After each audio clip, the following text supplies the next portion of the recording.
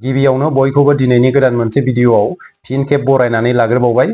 दिनै आं नोंथांमोननि सिगाङावहाय मोनसे गोनांथार टपिकनि सायावहाय बे भिडियोखौ लानानै फैदों। थांनाय 29 नभेम्बराव बिटिसि सेक्रेटारियेटआव जानाय दुंहाव थासारिखौ लानानै जोंहा आसामनि गिबि मन्थ्रि हिमन्त बिश्व शर्मा बिथाङा मोनसे बाथ्रा बुंनायखौ नोंथांमोना खौरां बिजोंनि गेजेरजोंबो गोबाङा खोनाखाबाय जानांगौ। दा आं बेनि सायावनो नोंथांमोननि सिगाङावहाय बेनि सोमोन्दै फंनैसो बाथ्रा बुंनो थाखाय बे भिडियोखौ लानानै फैनाय जादों। बेनिखायनो नोंथांमोना भिडियोखौ स्किप खालामालासिनो जोबजासिम नायलां। भिडियोखौ जागायजेननायनि सिगां नोंथांमोननिसिम गुरै खावलायनाय, नोंथांमोना दासिमबो आंनि चेनेलखौ साबस्क्राइब खालामनानै लायाखैबा अन्नानै साबस्क्राइब खालामनानै लादो। नोंथांमोना आंनि चेनेलाव बेबायदिनो गोदान आपडेटफोरखौ मोननो हागोन। थौदो बिदिब्ला दिनैनि भिडियोखौ जागायदिनि।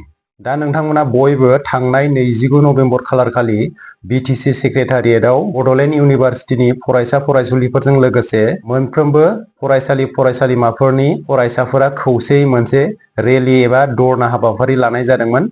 दा बे रेलि एबा धरना हाबाफारिया जोबथारनायाव मोनसे दुंहाव थासारि सोमजिहैदोंमोन। बे दुंहाव थासारिया बिटिसि सेक्रेटारियेटआव जानानै थांदोंमोन। दा बेखौ लानानैनो ससियेल मिडियानि गेजेराव जों गोबांनो गावजों गाव सोंखारिलायबाय थानायखौ नुनो मोनदों। बे जाथायखौनो लानानै जोंहा बिटिसिनि चिफ हाग्रामा महिलारि बिथाङा बे जाथायजों दुलाराय बर' फरायसा आफादनि आफादगिरि दिपेन बर' बिथांजों लोगोसे बडलेण्ड इउनिभारसिटि आरो क'क्राझार इउनिभारसिटिनि रेजिस्ट्रार डिपुटि रेजिस्ट्रार बिथांमोना थोंजोङै लोब्बा दं होननानैबो हाग्रामा महिलारि बिथाङा बे बाथ्राखौ बुंखांबाय। बेजों लोगोसेनो बे जाथायखौ लानानै आयेननि गेजेरजों नायबिजिरनाय जागोन होननानै हाग्रामा महिलारि बिथाङा बे बाथ्राखौबो बुंखाबाय। थिग बेबायदिनो बे जाथायखौनो लानानै आसामनि गिबि मन्थ्रि हिमन्त बिश्व शर्मा बिथाङा मोनसे बाथ्राखौ बुंदों। दा गिबि मन्थ्रि हिमन्त बिश्व शर्मा बिथाङा मा बाथ्राखौ बुंदों बेनि ससे भिडिअ क्लिपखौ नोंथांमोननो होनानै होनि।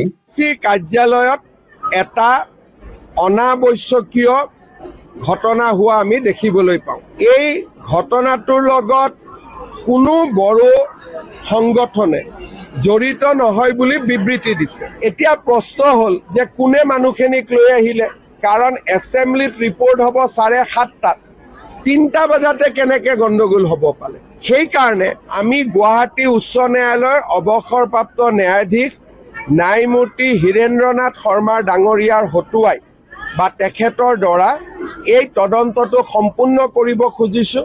যিহেতু কোনেও ইয়াত জড়িত নাই বুলি কৈছে, গতিকে কোন তৃতীয় পক্ষ ইয়াত আহিলে তাক চাবৰ কাৰণে বিটিচি আমাক ৰিকুৱেষ্ট কৰিছিলে আৰু বিটিচিৰ ৰিকুৱেষ্ট অনুসৰি আমি এটা জুডিচিয়েল ইনকুৱাৰী কৰিবৰ বাবে সিদ্ধান্ত লৈছোঁ। दा नोंथांमोना बयबो गिबि मन्थ्रि हिमन्त बिश्व शर्मा बिथाङा मा बाथ्रा बुंदों बेखौ खोनाखाबाय जानांगौ। गिबि मन्थ्रि बिथाङा बुंदों थांनाय 29 नभेम्बर खालारखालि बिटिसि एसेम्बलिखौ गाग्लोबनायनि सायाव जुडिसियेल इनकुवेरि खालामनाय जागोन। बे जाथायनि सायावनो नायबिजिरनो थाखाय बिटिसिनि चिफ हाग्रामा महिलारि बिथाङा गिबि मन्थ्रि हिमन्त बिश्व शर्मा बिथांखौ खावलायदों होननानै हिमन्त बिश्व शर्मा बिथाङा फोरमायनायखौ नुनो मोनदों। दा बे जाथायखौनो लानानै साफ्रोमबो फरायसायानो बे मोनसे खोथाखौ क्लियार खालामनानै होदों दि बे फरायसाफोरनि हेंथा सोमावसारनायाव बबेबा मोनसे राजखान्थि हान्जा एबा एबसुनि आफादगिरि दिपेन बर' बिथांनि थोंजोङै आखाइ गैया होननानै बे खोथाखौ सिगांनिफ्रायनो फरायसाफोरा क्लियार खालामबोबाय थादों। दा आं बेवहायनो बे बाथ्राखौ बुंनो सानदों, जोंनि साफ्रोमबो फरायसा फरायसुलिफोरानो गावबा गावनि इयुन फिउचारखौ लानानै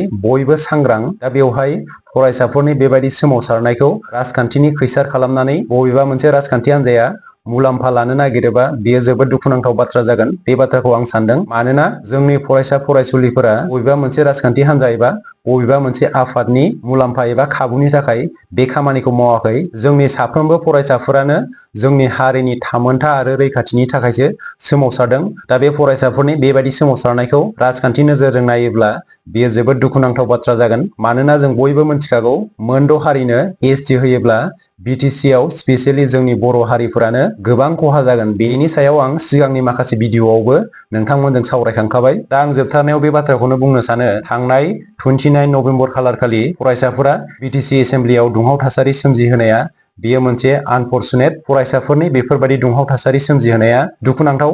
आंबो पार्सनेलि बेबायदि दुंहाव थासारि सोमजिहोनायाव सापर्ट खालामा। मानोना बिटिसि एसेम्बलिया जोंनि बर' हारिनिनो गोबां सुबुंफोरा मुंख्लं जानायनि गेजेरजोंसो जों बेखौ मोननो हादों। दिनैनि भिडिअआ एसेनोसै। लोगो मोनफिनगोन गुबुन मोनसे भिडिअआवहाय। गोजोन्थों।